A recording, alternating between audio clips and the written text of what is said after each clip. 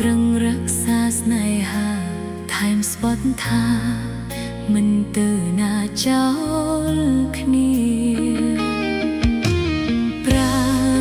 ពេលវេលាអស់ច្រើនណាស់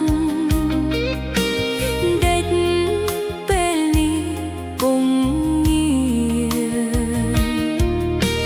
សូមអូនបែសូមដើរភ្លើផ្សេងគ្នានេះគឺជាទង្វើអស់ស្រឡាញ់មិនអីទេបើគេចង់ទៅមិនអីទេទោះនៅក៏មិនចំណេញមានឈ្មោះជាសង្សារតែមិនដែលស្រឡាញ់មិនមែនទេគ្រាន់តែ